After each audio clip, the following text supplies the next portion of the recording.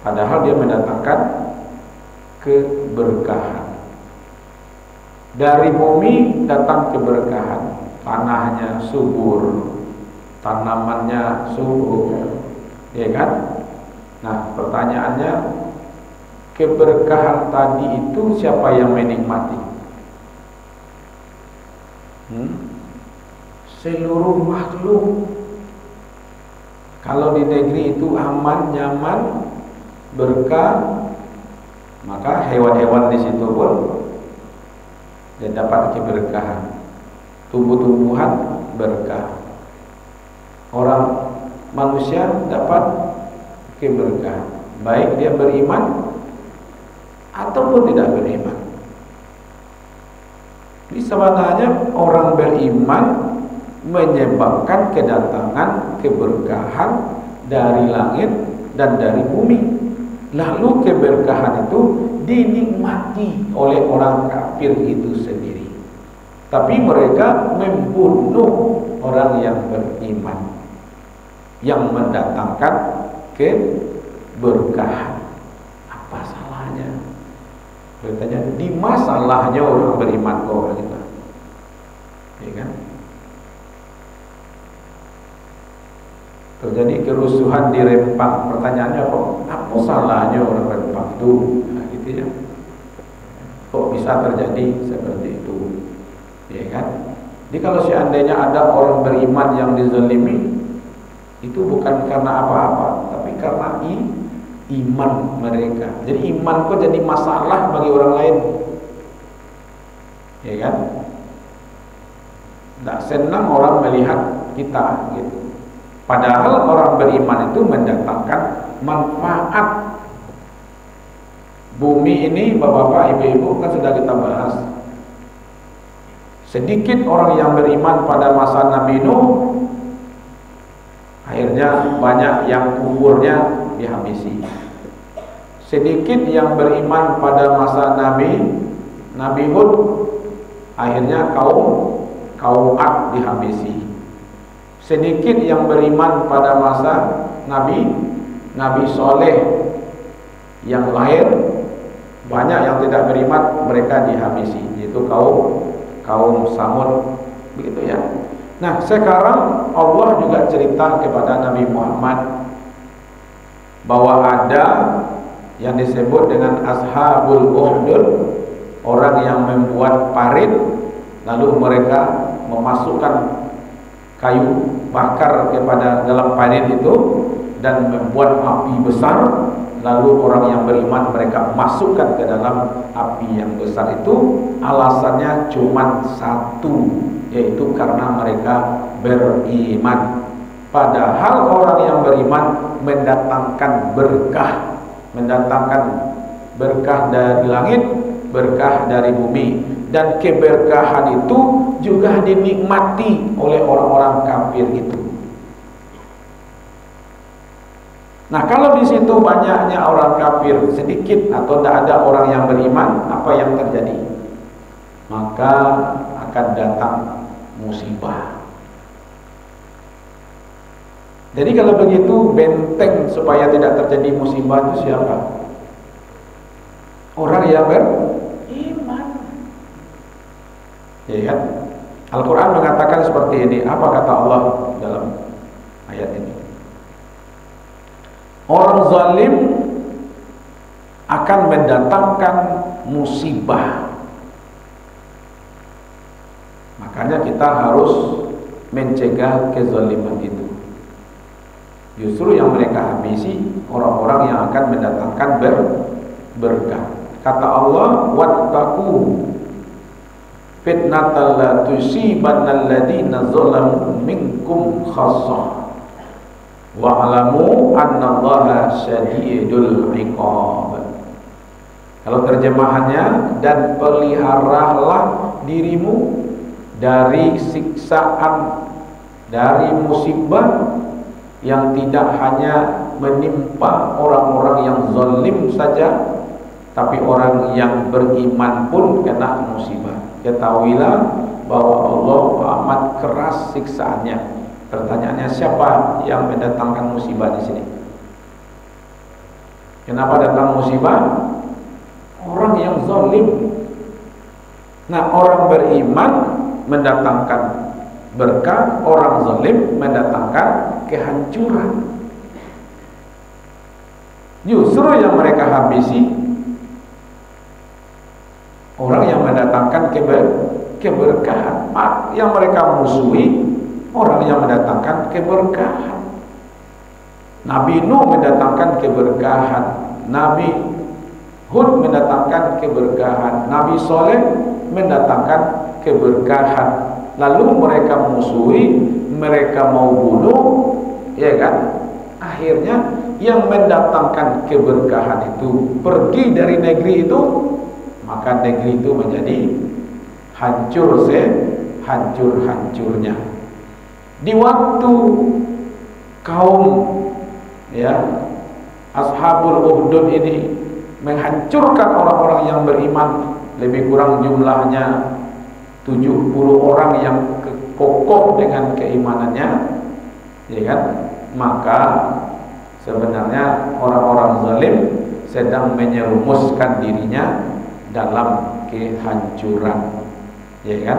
Maka itu wattaku, berhati-hatilah terhadap orang-orang yang zalim yang ada di sekitar kita. Ya kan? Masih ingat kajian kita yang lampau bahwasanya adalah orang-orang yang zalim yang ada di sekitar kita itu, ya kan, akan mendatangkan musibah. Yang musibah itu tidak hanya menimpa mereka, tapi juga menimpa orang yang beriman yang berada di situ. Kalau orang beriman tidak mencegah kezaliman. Orang beriman mendatangkan keberkahan, keberkahan dinikmati oleh orang-orang yang zalim. Tapi ketika orang zalim yang mendatangkan musibah, musibah juga menghancurkan orang yang beriman. Maka itu perlulah Bapak Ibu, ya. Kemudian dalam ayat ini dijelaskan, coba kita lihat, ya kan, di samping Allah memberikan informasi wa ma taqumu minhum, dan mereka tidak menyiksa orang-orang yang beriman itu, illa kecuali ayyuminu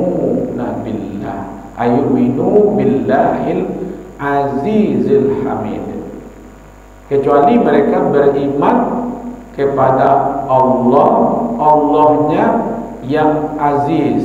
Nah, di sini disebutkan. Coba bayangkan Bapak Ibu, bukan kepada yang lemah dia beriman atau mendekatkan diri, tapi yang maha berkuasa, ya kan?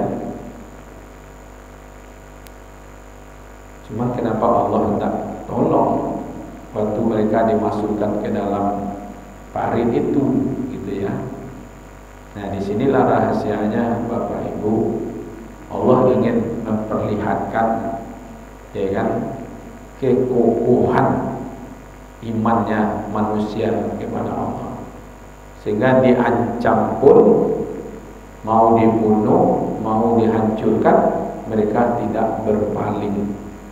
Pertanyaannya, baca Roma Maswad iman yang seperti itu, ya kan?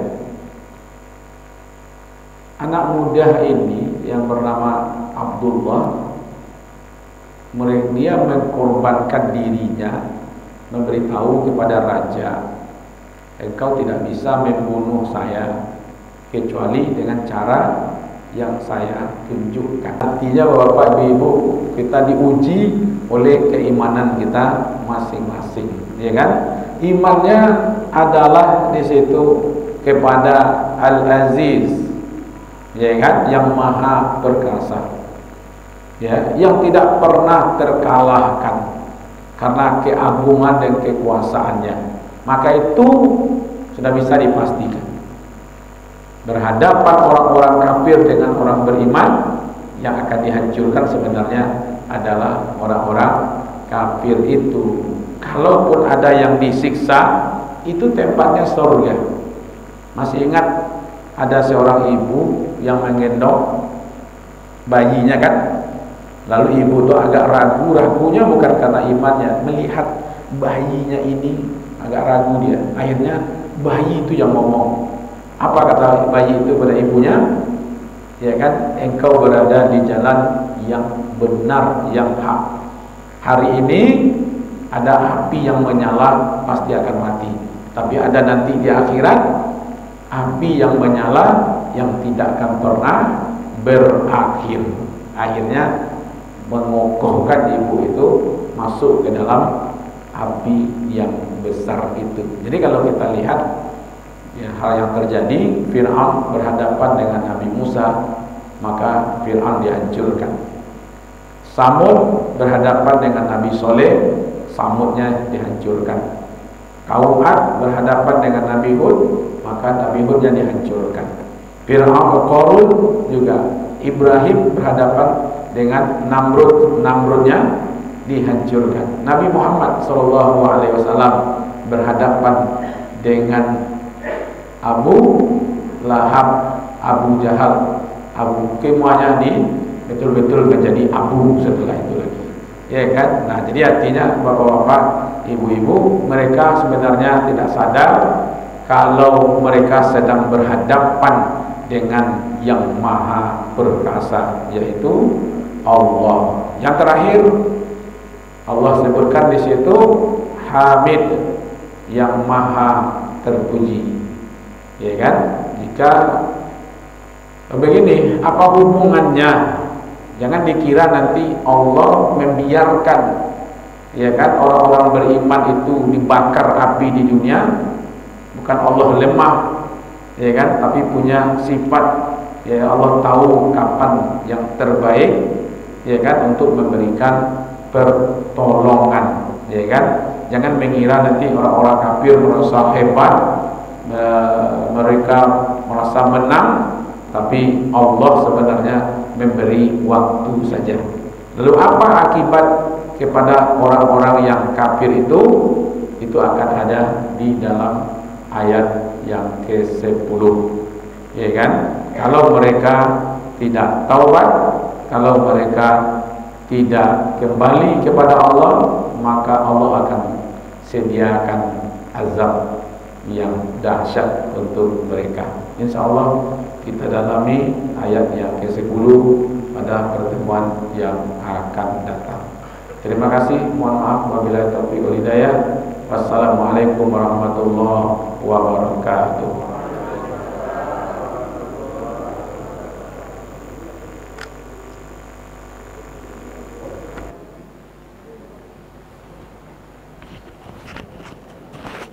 Alhamdulillah.